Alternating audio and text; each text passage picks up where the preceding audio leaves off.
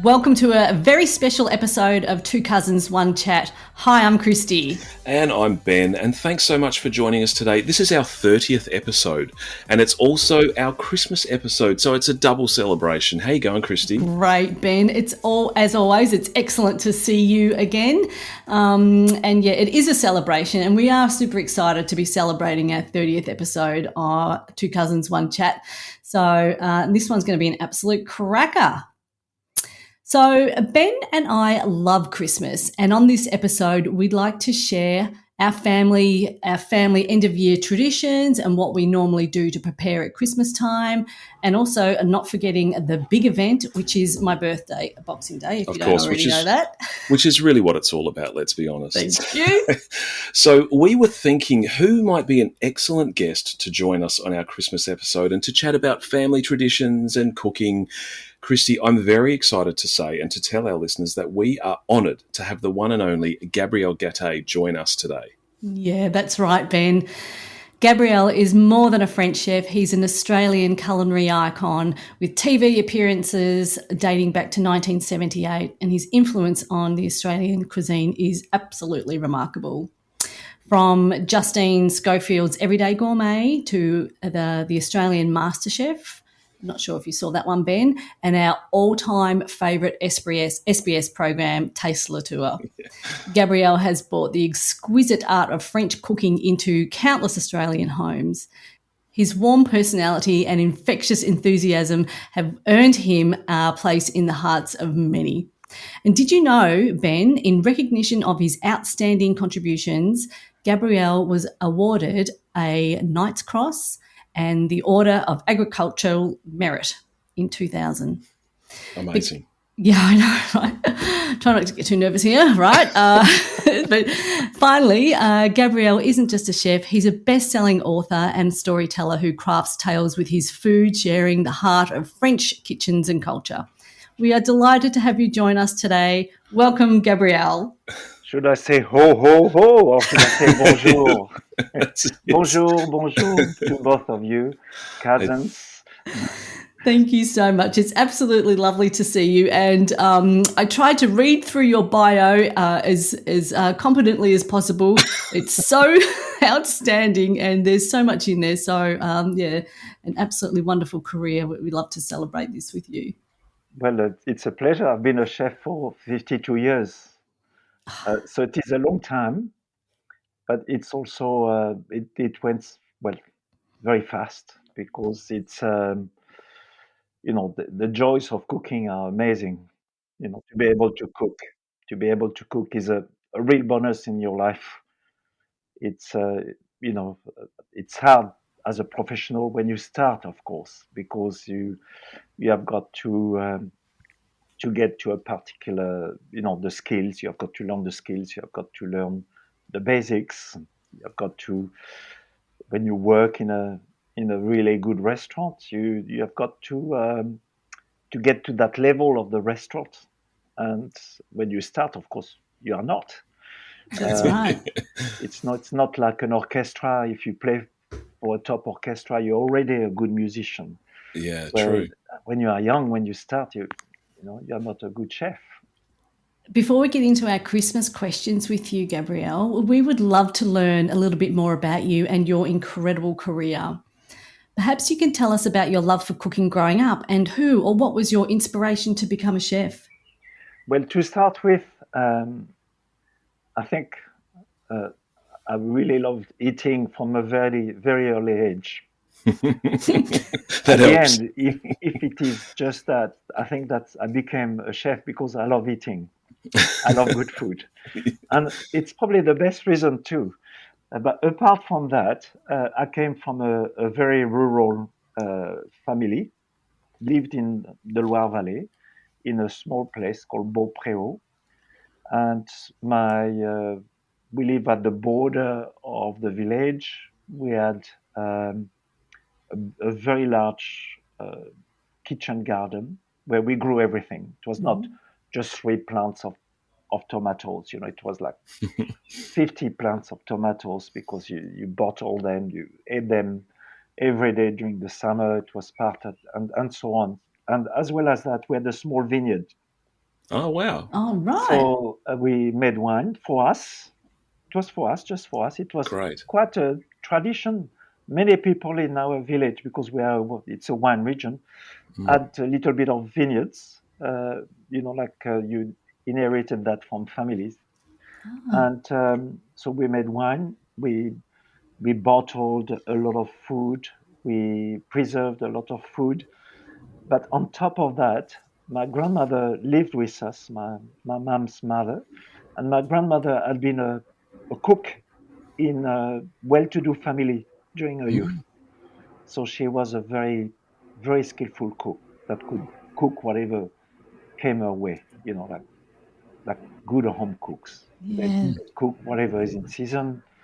They cook whatever a hunter brings them, whether it is a pheasant or a hare. If you catch a fish, they know what to do. If it is the season of, asparagus, they know what to do. And so it was a really lovely start for me. Fantastic. That's There's nothing unbelievable. like grandma's cooking. Yes, yeah. Just remember. Especially if she's lovely, Yeah, that's even because better. they encourage you to, she was really lovely. And basically, she was also handicapped. She had very bad legs. So Ah, we needed to help her uh, carry pots from the stove to the sink and get things from the garden for her.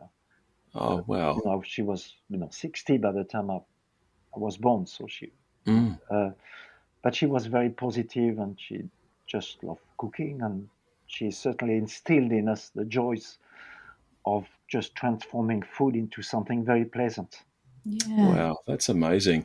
Now, you came to Australia in 1977, 1978, around there.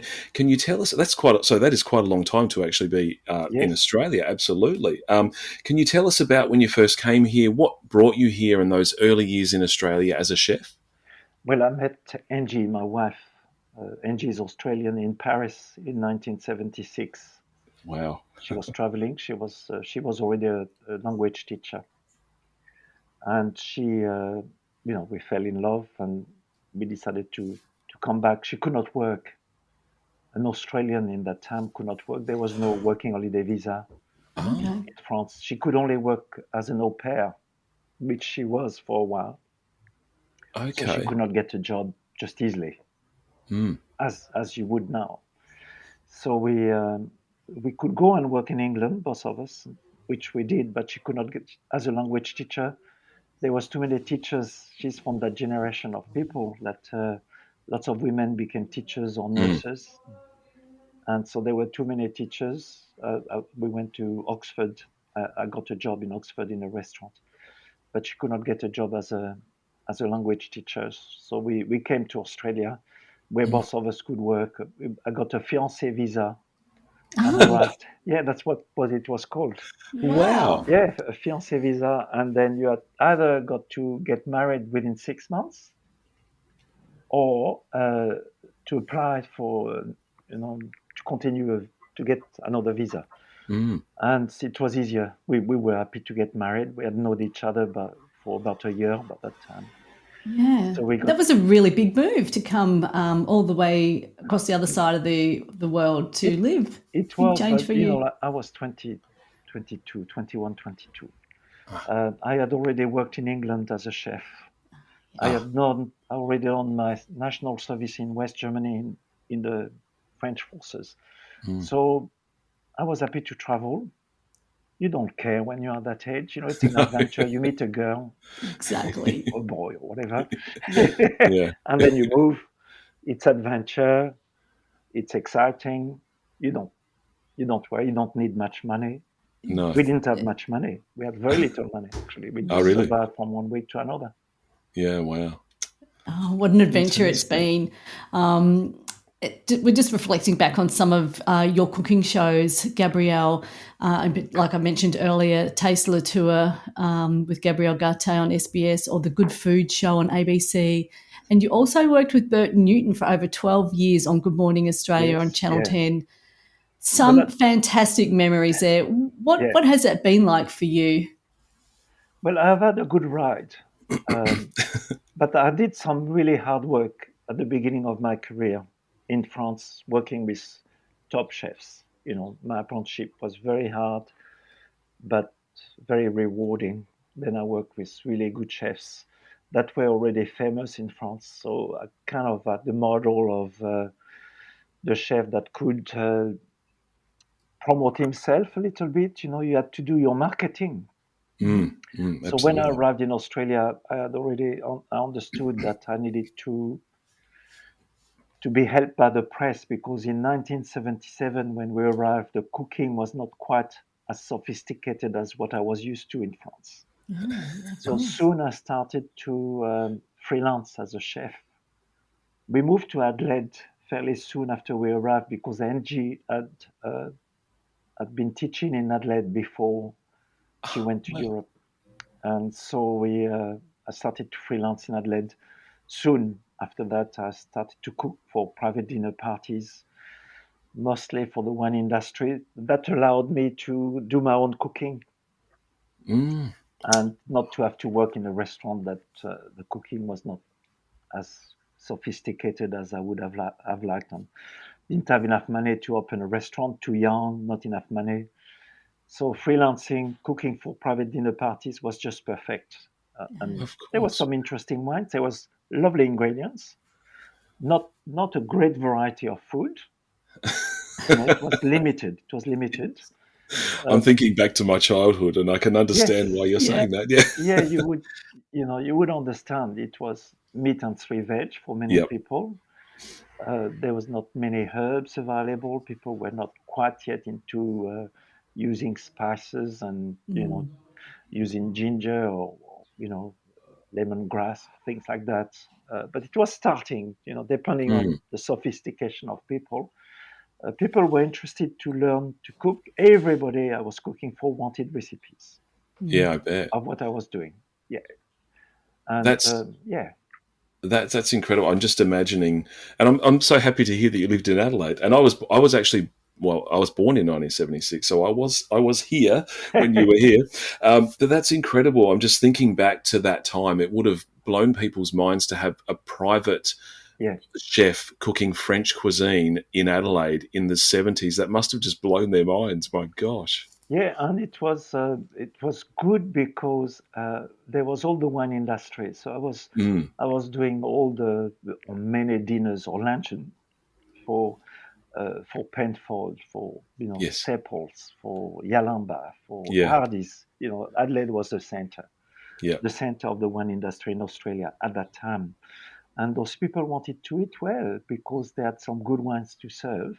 Mm. And people in their private dinner parties, they opened some seriously good wines. I bet. Um, and I kept a record. I've still got the records of every dinner I cooked. I cooked about 600 at that time in Adelaide, Wow. Wow. uh, with the menus and the price, because that was my record for administration. And Yeah. I was charging my first dinners. I was charging $12 for a four-course dinner. Wow. Serious. Seriously. You'd hardly get bread for that now, would you? Well, that's why you can't certainly not get a patisserie in a good pastry shop. No, no, But definitely not. at No. that time, you could buy, at the market you could buy half a lamb for $10. Oh, wow. Yeah. That's So crazy. like it was cheap. Lamb was cheap. Yes. Mm, mm. But however, I was not making a lot of money, of course. But you could not charge a lot more than that. Yeah, absolutely. Oh, that's That's so fantastic. good. I've just got another quick question on the taste Le Tour with SBS during the Tour de France. Yes.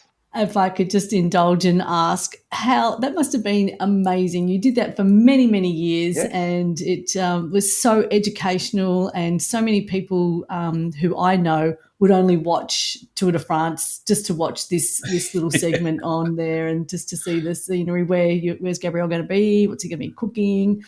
Tell us a little bit about that. You must have enjoyed that so much. Oh, completely. Well, to start with, because I created the show. Um, Oh, yes, I knew Les Marais. I had met Les Marais ah, through, green rooms and television stations. And then we used to talk soccer Yeah. mostly okay. Yeah. when we met. And then by that time, they had started the Tour de France. So said, "Oh, this is great, to see some part of the race. It's wonderful, the helicopter shots and the culture." And I said, "It would be great if if you could have a segment before the race, the actual start of the race, or what was shown on television at that time, because they didn't show it from the beginning. Yeah. If we could you could have a vignette, something on the the culture of the region, or the food. I was thinking of the food in particular, or what the place looked like, or something like that." And he told me at the time, "Listen, Gabriel, we produce sport, we don't do food." So basically it was no. But I kept bumping into him, and after a couple of years he said, "Listen, we had a chat at the office and we thought it could be a good idea." And he said, "But because we don't produce food, can you produce it yourself?" And by that time I had already quite a lot of experience on television, because I was already doing television in Adelaide since 78. Really? And that was 2005 when we started Taste Le Tour. And Okay. so I said, "Well, I can't find people, professional, to produce, to do a segment." So we did a pilot that we did from Melbourne, just on the terrace of somewhere in Crown, at the terrace of Philippe Mouchel, one of my French Yep. friends that has a great chef. Yeah. At the restaurant, we organized. I got a gendarme uniform to pretend that there was a gendarme behind me. We had an accordion player. Oh my goodness! Love it. Every French stereotype we could pull out. Yeah, of course. Love But it. we had to be in France without being in France. Yeah, We yeah. pre-recorded, of course, we had to. And then I asked expert like Will Stad to come and tell me, "Listen, today the tour is in Champagne. What kind of cheese is there in the region?" And a friend of mine, Christian Meyer, sommelier, French sommelier, very good, really good communicator, was asking, Champagne, tell us about Champagne, and so on. And so little by little, we created something that became very popular. But the first few years, the first year in particular, we had some very negative comments from Oh, the cycling fanatics, because they said, basically, "Get this Frenchman off the air. oh my We want goodness! to see cycling. We don't want to see cooking. If we want to see cooking, we turn on television during the day." Oh my And what they goodness! didn't realize is that we didn't really take away any of the race, because it had not started. It was not available yet. And but that lasted a couple of years, and then little by little, of course, more women, when I say women, more people that would traditionally not watch it. At that time, it was like Yeah. the World Cup. It was Yeah. 90% men watching it and 10% women. And then with Taste Le Tour, then suddenly a lot more women were watching from the beginning. Yeah. And once you get hooked watching the Tour de France, at the beginning you look and you don't understand. You say, what's happening? Is it just about everyone trying to win the race, or what's the role of people? Why is this one so good at sprinting and hopeless? And then slowly, because Phil Liggett and Mike Maris and everybody else, Paul Sherwin, but you understand what's happening, and slowly you get hooked. You get Yes. hooked with the Tour de France, and you want to There's see no the turning Tour. back. Once the And hooks then, are in, there's no turning back. I can especially tell you. when Cadel even wins it for us. Yeah. It helped us a lot, because that Oh, year it was incredible. I got to know Cadel over the years. Met him in different functions. A lovely guy, he speaks French. You should Yes. have him on your show if you can. Oh, that would be so Okay. good. Oh, that'd be amazing. He comes to Australia a few times a year, of course. Yeah. Obvious. He's here at the moment, actually, promoting the Cadell Evans road race. Yeah, so, and they just announced one of the ambassadors, which is the AFL footballer, Daisy Pearce. Oh, yeah. So, right. yeah, which Daisy will be great. should be fantastic. Yes. Absolutely fantastic. I did the public ride one year. I did 62 kilometers, Great. which Yeah. was great. Yeah.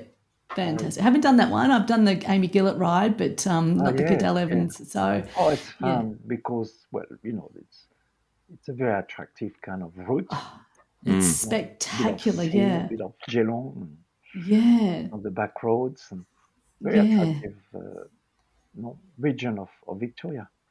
That's incredible. It's funny. I'm just thinking. I can't help but be thinking of Mike Tomalaris when we're having this discussion, and it was similar for him. His journey was the same. He was a soccer guy, and then sort of came into this cycling world, and now he's a cyclist. And you see him on Instagram all the time, riding his bike all over. And you think it's a similar. You both got hooked into the cycling. We got to know each other because at the beginning we had different roles, and I'm sure they were looking at me saying, "French guy with his food," But slowly we started to communicate, through the year after year. Did you see the new route next year? It's going there. Oh, great! Looking forward to that. It would be great to go to the Tourmalet, and it would be great to there would be good food there, and then exchange experience of traveling. Because with Tesla Tour. Once it was established, of course, SBS gave me a bit more money. At the beginning, the money was terrible. Just could not make any money, really. But after that, there was never a lot of money, but there was enough money for us to go to France to feature the region of every stage, to discover, the specialty of the region, to discover the great chef of the region, to visit the best cheesemakers. So it became a really fabulous job, really the best job that I think I've ever had, because I have also a little bit of control of it. And where I had a fabulous cameraman, director, Peter Warren, that we just got on well. We traveled together for 10 years in France. We did basically like 50,000 kilometers together in the same car. Goodness me. When we would shoot and then he would start editing, I would take his dirty washing to the laundromat to get it going, because that's what you do when you spend a couple of months recording. Of course, But fabulous, really lovely, special job.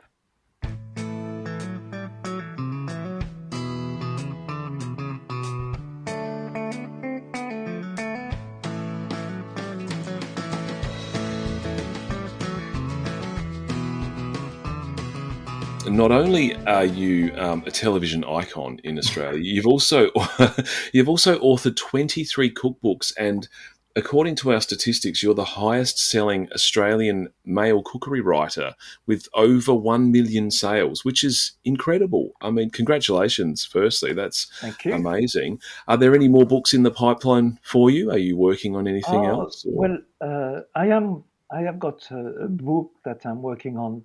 I don't know if it will be ever published. It's more about the various stages of my career, and the food of that time, and the evolution. Because as a chef, you always have an evolution. How interesting. Not only as a chef, but as a human being. Of course. You might start by eating all the crap in the world, and then after that you become a bit more responsible about your body.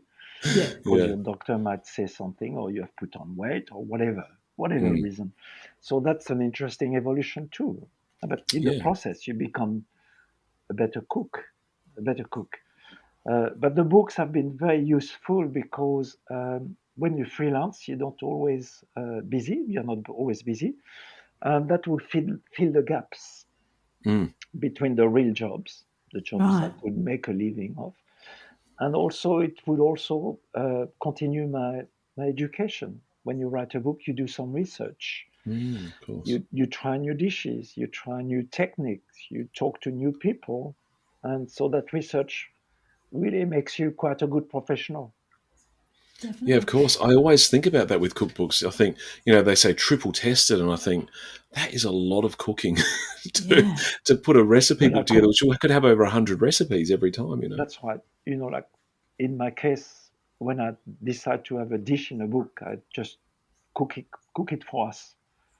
Oh, okay. And then, the first test, like it's like a musician. You can hear the music in your head. You can feel the dish. You can visualize the steps of the dish in advance. Yeah. At the moment it is mango, so let's make a mango and blueberry fruit salad because they're in season. Like Yeah. and then you add a twist, like some pistachio nuts on it, and that, so you can feel what will work. So you just do it for your family. You might test the whole recipe, or you might test one part of the recipe. You might test a dressing for salad, and then you test it because you want it to work, but you test it also because you need to write the quantities for a cookbook. Exactly. Yeah. Because at home you just grab a bit of that. You get a bunch of asparagus. You're not going to count how many asparagus there is in the bunch. You just get the bunch. Yeah, that's You it. get a fish fillet, but when you write a book, you need to have a bit more details. Must be Of course. specific. I And be like. specific and gag Yeah. people. You can't put too much. You can, but you can put too much, because if the recipe is 3 pages, nobody is going to cook it. So Exactly. yeah. You look for the ones with the shorter list of ingredients generally when Yeah. you're going through a Well, cook. that's, if you want to be popular, it's best to do that. Otherwise, it's too exclusive. Yeah. Yeah. The 3 ingredients cookbook. Remember those? Oh yeah. Yeah. It's maybe too little. Yeah. Too little, I agree. In my cookbooks, I always give it a score out of 10 when I've cooked it. Really? And I always make What notes. do I get today? I mean, she probably does that with the people she interviewed. No, it's like whether I liked it or not, or I give it a score out of 10. And I always write in my cookbooks, and I tick everything that when I've cooked it, and go to the back page, and I highlight. Oh, I sound like I've got a lot of issues here, but I'm going to go and I highlight what I've cooked, and a little bit more of this or not so much of that. So yeah, I like to get right into my cookbooks, and don't just have them on the shelf. I have developed a teaching technique over the years where because that is really important for a home cook. So first you need to learn to cook new dishes regularly if you want to become a good home cook. Because most home cook 10 dishes over and over again. Yeah. Correct. Just a few variations. You need to, when you cook a new dish, you need to allow more time than usual. So you don't say, I'm going to cook a new dish. We have got 6 people coming tonight. Chicken breast, it should not take too long. I start at 6, we'll eat at 6:45. And then you realize that the chicken breast needs to be marinated for 6 hours. So you really need to read the recipe very carefully. You need to visualize the dish before you start cooking. So you visualize, you say, okay, chicken breast, marinate for 3 hours. Then after that, a non-stick pan, a little bit of olive oil, put the chicken breast, brown slightly, put some chopped onion. So you visualize all of that happening. Put just a little bit of stock, put a lid on, simmer on low heat for 25 minutes, remove the breast, let it rest, reduce the liquid, add a little bit of this or that. So you really need to do that. So with recipes, there is the recipes that is well written, and there is the interpretation of the person that is doing it. Yeah, that's right. Everyone has a particular way of interpreting. Some people want to find shortcuts all the time. Some people want to change the recipe the first time they cook it. I advise the first time you cook it, you more or less stick to it. Yeah. And then once you have made your risotto and you say, oh, yes, I overcooked it, undercooked it, whatever. You do it a second time. So I tell people, cook a new dish 3 times within a month. Oh, okay. So you master it. Because lots of people, let's say a risotto is a good example. They cook a risotto the first time and they eat it and it's not cooked because it said 22 minutes to cook it. And it was not simmering fast enough. They put too much cold liquid, whatever. And then they taste it and it's still hard and things. And they say, oh, I can't cook that. I won't cook that. People give up very quickly with new dishes. That's a really good tip. So I you like really that. need to give it the chance to give the chance of the recipes to become, for you to become a bit more fluent with Yep. it. And then after that, a new recipe becomes 5 recipes. Once you have mastered the risotto, you can cook, So I tell people right. cook a new dish once a month. That's 10, 12 dishes a year. After 10 Yeah. years, it's 120 dishes. Yeah. Wow. But it's not 120 dishes. It's really 350 dishes, because that coq au vin that you used with red wine, you can do it with white wine, or you can do it with beer, or you can do it with cider and things like that. More or less the same technique. Yeah, wow. That's amazing. Now, we're going to kick into our Christmas question shortly, but one thing I did notice, and this is maybe just an observation, I always loved when I watched you doing Taste Latour, and I did watch you doing other cooking shows over the years. I've seen you do lots over the years. You're so gentle with the food. I don't know if that's a thing that anyone's ever said to you before, but when you're pressing pastry or when you're moving food around, there's so much, it's so gentle with it. And I wonder if that's something you've done consciously, or were you taught that, or not? Yeah, certainly that it is really important to be gentle with the food. Uh, you see a good cyclist, you see a good dancer, you see an athlete, like what was his name? Who used to run the 100 meters so nice. Usain Bolt. Oh, Usain Bolt, and yeah. before that, yeah. And you see Yep. Michael Jordan. Those people are so elegant because they don't waste any movements. So when you cook and you don't waste movement, it looks elegant and it is gentle.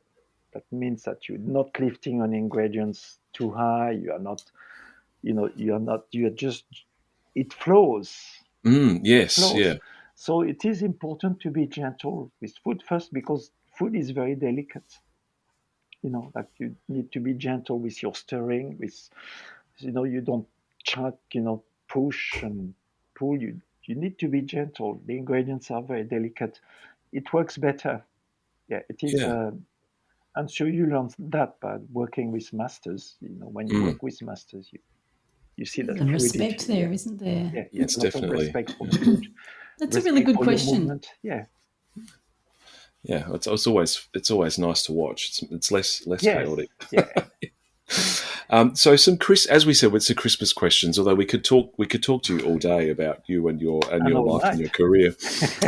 Yeah, why not? We'll crack out the wines, and why Hey, not? well, Yeah. where's the bloody turkey? Exactly. Yeah. Exactly. So you're now, if we've got this right, Christmas Eve is kind of a fairly big deal in France. Yes, it is. So do you have any special Christmas Eve traditions or routines that you've carried from when you were living back home? We used to do it before kids. We used to Okay. have not the midnight feast, but the late feast. Okay. Yeah. But it is still a very big tradition in France. But remember now, I live in Australia. The tradition is inevitably because I just came on my own, and it is more like Angie's family. I'm lucky. My wife has a really lovely family, and we celebrate on Christmas Day at lunchtime. Everyone brings something. But in France, I often talk to my brothers and sisters when they are doing their midnight feast, because they keep it. Uh, in my family, we used to go to midnight mass, which was late, like not always at midnight, but we would come back after midnight. Sometimes we would come back in the snow, Oh, wow. and then we would have some food after Yeah. that, and it was a lot of charcuterie, like pâtés and terrines, and sometimes we would cook some white pudding, Oh, red right. pudding. It was a bit of a tradition, and then Wow. you went to bed like at 1 or 2 o'clock. As the Wow. kids grew up, you could open your present at that time Oh, how if you exciting were as a allowed. kid. Exciting, because the next Wow. morning you didn't get up so early. Yeah, yeah. But the food tradition is very big, and Christmas in winter is different. It's Yeah. really different. And nowadays, one of the great things to do if you have the chance to travel to Europe in in winter is to go to the Christmas markets, because you really get into the mood of what it is like to have a Christmas in winter. It's just magic. It's good. Took me a while to get used to the. Well, I've always loved being in, having Christmas here because it's the holidays after that. But except that it for 10, 15 years, it didn't feel right not to have that big Christmas lunch when it was like sometimes 38 degrees. Yes, I know. Isn't And that sometimes funny? 18 in Melbourne. Yeah. Exactly. Yeah, the romance of the snow and all of that Yeah, is exactly. something that we in Australia, everyone loves it. It feels like it's a bit more magical than it's going to be 38 on Christmas Day and we're going to eat a gigantic turkey. Sometimes it's a bit much, you know. Yes, so the turkey was big in my family too. Okay. Actually, it was not recent, but it was not something that happened 200 or 300 years ago. It certainly came from the Anglo-Saxon. But they told me during the war, because we are a farming community, there were people actually breeding turkey not far. And during the war, my cousin that lived in Paris used to come with his bicycle at night, traveling at night, to get a turkey to take it back to Paris. Wow. Oh, wow. It Oh, was from winter your region. from our region, Oh, 300 wow. kilometers. He did a round trip. Oh my Yeah, round trip. goodness. Goodness And of me. course, the chestnuts is a very big thing Oh in yeah. winter, very big thing. People have chestnut around the turkey. Um, and then the seafood, because oysters, all that seafood is generally speaking better in winter. Ah, okay. Oysters are better in winter. Fish are better in cooler water. So people love the seafood platter, big thing. And the French people love all the pâtés and the terrines, and Ah, of okay. course the cheese platter. Of Of course. course. Cheese platter. And then for desserts, it has changed a little bit, but the traditional French dessert was bûche de Noël, which is a log. It's a cake that looks like a log. Basically, it's like a Swiss roll, decorated, highly decorated, looking like a log, Yep.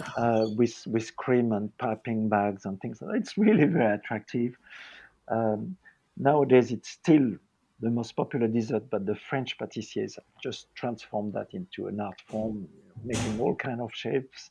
And many people now, instead of having a cake as such, they have a frozen log.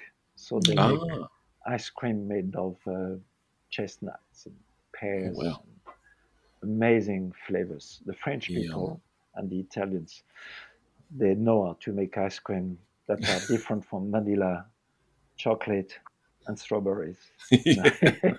Into something that you can actually buy ready to be consumed, something very sophisticated.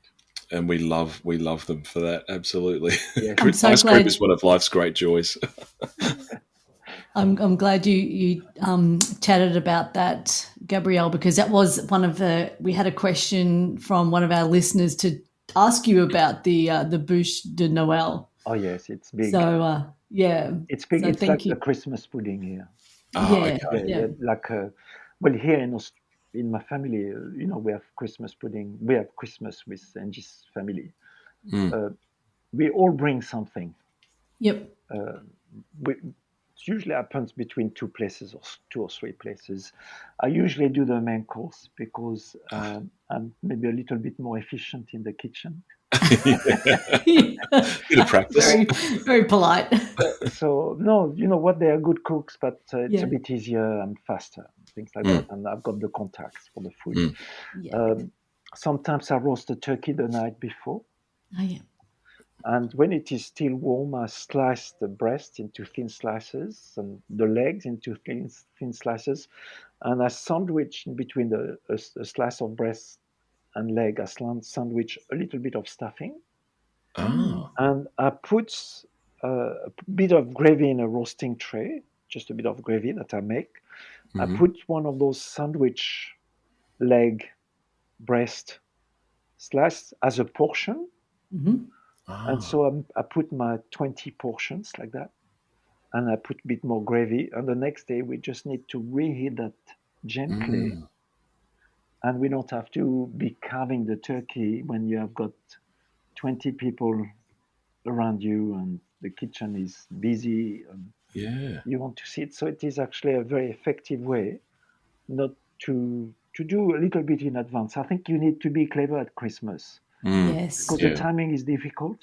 Yep. Yeah, that's Someone right. arrive late, Yep. someone is, you know, and so you need to be clever so you don't have to suddenly get the turkey and the vegetables at the last moment and get the turkey out of the oven and the juices are coming out of the turkey everywhere. Is It's that greasy and do, you have Oh, dressed up and yeah. yeah, is that exactly. something that you do most years, a turkey? Because The, in our family, Howie and I, we always bring the prawns, and that's like our thing that we always do. yes, So we yes, go to the Vic Market and we get like a big bunch of the king prawns and make sure that they've defrosted overnight. And Yeah. so, um, do you always have a we, hot we meal have on done, Christmas Day? yeah, always a hot meal. A few years ago, I did beef Wellington, Oh, but it's wow. not a popular dish for this year. It has been in the press too much. I Yeah. know. Oh, good grief. I Yeah, know. it's terrible. Yes. So, but we have had different. Some kids, the little kids, uh, don't like the idea of the turkey, so Oh, we do the same thing with chicken. oh, Okay. yeah. So roast Okay. chicken. So the little kids are happy to have a chicken Yeah. drumstick or something like that. But you have got to be careful that there is food for everybody. So, but at the same Mm. time, so I'm not going to no because the food is mostly placed in the middle of the table. There's always enough because it's Yeah. complicated between the celiac and Yes. the vegetarian and things like that. So we make sure that there's enough. We don't we don't tell please if you are vegetarian don't come at Christmas. Yeah. Wait in the Yes, car. it's, yeah, we're having a turkey. Yeah. Yeah, Gabrielle, you talked about the little kids, and I was going to ask you a question about some of your Christmas traditions from when you were a little kid, from your childhood. And, do you still have some of those traditional things that you do on Christmas Day, or have they evolved or disappeared over the years? Well, we because we either come to our place the whole family or we go to my wife's sisters. We our kids and we stay kids because we have got 4 grandkids. We have got Oh, two wow. sons. One was born in Adelaide Ah, awesome. in 1979, and the Fantastic. other one was born in Melbourne. So we open the presents before going and have lunch. So it requires a bit of Mm. organization. Mm. Yeah. Um, but opening the present is such a nice little tradition. Um, but when we were young, everything was a lot more modest. You didn't get so many. But one of the things that you got in France that was special was you got some mandarins or oranges Okay. because it was not a fruit that we grew. Ah, Oh, as And a that was, gift? yeah. Oh, right. Yep. And so my parents had to buy them. Usually we ate mostly what we grew. mm. And that was really, really special. And Ah, yeah. and there's still those things. Nowadays we have replaced all of that with mangoes. Oh, okay. Yeah, of course. Yeah, absolutely. um, And after all that Christmas Eve cooking, Gabrielle, do you get to have the Australian traditional afternoon sleep on Christmas Day after you've all eaten? You go and uh, sneak off to a spare room somewhere for a snooze. not yet, but I think it might happen in a few years Okay. because we have because of the new generation. There's an evolution all Yeah. the time.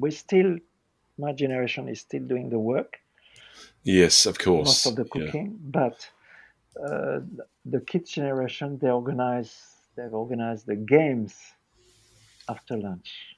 Oh, Ah, good. okay. Love The it. Okay. Trivial Pursuit game or that come, and Okay. there's been a bit of a tradition of that. Um, there's an evolution in all of that. I know that, Of course. and now we're talking. Lots of people that used to come have died too. Of course. Yeah, Yeah. exactly. So Yeah. it is evolving. Um, I don't really feel like going to bed yet because um, I am a doer.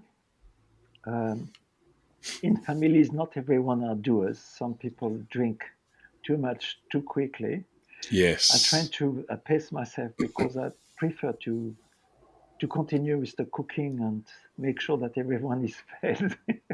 Yeah, I get the feeling you're one of these people that struggles to sit still. Am I Yeah, correct? Yeah.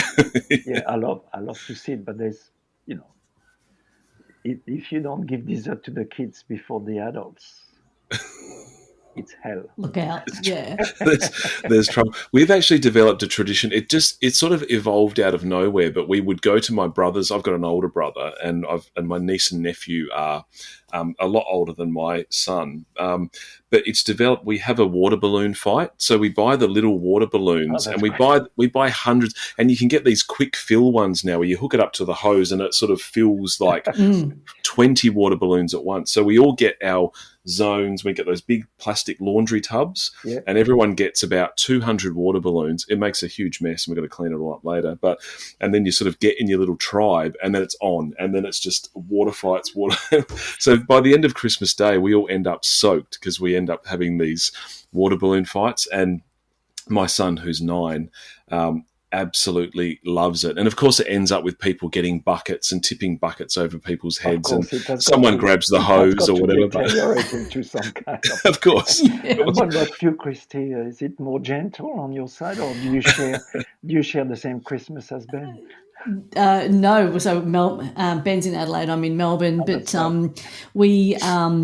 we generally do the rounds with the family and end up most times with my brother who's got little kids, and we play a family traditional game called Consequences after lunch, and it's a pen and paper game, and everybody teams up into teams, and we have partners, and there's an award at the end, and it's basically like an evolving story of you write down a person's name, fold a bit of paper over, pass it around, and then as you unravel the piece of paper after several questions, a really funny story evolves. So, and everyone's in fits of laughter. So that's always really Right. fun. And Yeah. so that's our family tradition. It's called Consequences. And I don't know, It's great fun. it's in our family. I don't know if anybody else plays it or if anyone else has heard of it, but it's just a really fun, creative, everyone can be silly and, Yeah, those games, those traditions are good. really And good fun. like the thing with religion, religion, of course, is a funny business, but there's a lot of good things in religion if you take the good out of it. Yeah, that's right. Yeah, exactly. Yeah, Before we wrap up today, Gabrielle, it's been so lovely learning a little bit about your early career and Christmas Day traditions and what you eat at Christmas time. But you were talking about stretching yourself just before, and learning new recipes, and I've actually been inspired by you and have been, okay, this is a little bit long-winded, I'll make it quick, been inspired by your social media. And if anybody doesn't follow Gabriel on social media, Thank particularly you. Instagram, get on. He's amazing. And today I noticed you did the I know, tartare. and you did a tartare recently too. So now please tell me, and I would like to know the score of your tartare. Oh gosh. So in preparation for this podcast, my very good friend and I, when I go to stay at her house, we do a lot of cooking, and I said, we were chatting with you coming up, and we have to, I must make a tartare. And it was fantastic, and I videoed it, and I've got fantastic. it ready to roll out on my socials. That's so good. Yeah, and it was especially for you, Gabrielle, and Thank you. I swear this dish is beautiful. Oh, it's a classic, isn't it? It's Oh such a, man, it's you so know, good. apple. Apple is an extraordinary fruit. Yeah. And my girlfriend has made it with butter. fig. Oh, excuse me. yes. Sorry. No, go Sorry. on. Yeah, figs My would be girlfriend, great. she made it with fig as well. So, Yes. Fig, but yeah, we pears. did it with the green. No, we did it with green apples. Yeah, it was so delicious. But I'm going to. I've made it into a little movie, just like you have on yours today. And yeah, we started off with a big pan with not enough apples, and then the apples shrunk, Yes, of course. Of course. Oh, because it's all in the pan and then you flip it Now, out. and then you flip it. Kristy, you'll have to promise to do it 2 more times within the next months. Yes, This that's can be right. done. And I will check it's on your so results. delicious. Yeah. Okay, yeah. Yeah, absolutely. Oh, look, it's been such a Oh, it's pleasure to fun. talk to you, Gabrielle. Thank you so much for Pleasure. your time. You've been so generous and even so lovely just in the lead up to the interview with you. It's been an absolute pleasure. So, look, Merry Christmas, and Same. we hope you have a fabulous time. And yeah, thanks again. It's been a pleasure. Joyeux Noël.